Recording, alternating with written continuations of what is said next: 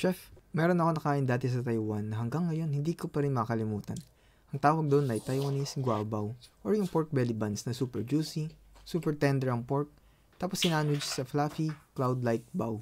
Grabe, love at first bite. Although not exactly yun ang lulutuin ko ngayon. Kasi bilang Pinoy, kasi ko bigyan ng Filipino twist. At tinawag ko itong adobao bun.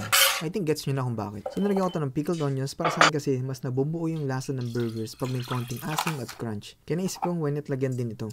Nag-slice ako ng sibuyas at nilagay sa jar. Tapos gumawa ko ng simpleng pickle solution. Suka, tubig, konting asukal, asin, at paminta. Niyaan ko lang ito hanggang lumamig habang ginagawa ang iba. Now for the pork belly, inadobo ko muna to pero with a twist. Kasi braised style ang approach na ginawa ko. Pinansir ko muna para lumabas ang natural flavors, tapos nilagyan ng konting asukal para mag-caramelize. Pagkatapos nag-deglaze ako ng water, then tinimplahan ko ng suka, toyo, asin, at syempre paborito nating pinipit na bawang. Nilagyan ko ng laurel at paminta. Then slow cook over medium to low heat hanggang sa sobrang lambot na ng karne. Pinet aside ko muna, tapos syempre hindi ko sasayangin yung sabaw. Yung ginawa ko is pinalapot ko gamit ang slurry, then nilagay ko sa squeeze bottle para pang sauce later. For extra toppings, nag-slice ako ng maninipis na bawang, parang yung garlic chips sa may kanto. Tinost ko siya hanggang maging golden brown and crunchy.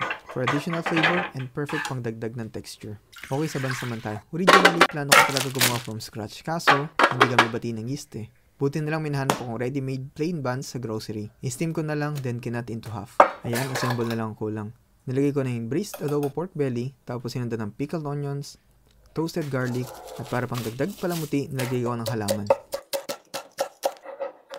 At syempre, yung pang malakasan na sauce. Oh, diba? Sa itsura pa lang parang guabaw na talaga. Pero ang lasa, Pinoy na Pinoy. So yun, malambot ang pork belly, savory and rich yung sauce, tapos may bright contrast ng pickled onion. Grabe, lakas maka-elevate ng flavor. At addictive yung sauce. Comment down below kung anong Taiwanese food ang hindi nyo rin makakalimutan. Baka next time, gawan din natin ng Pinoy version.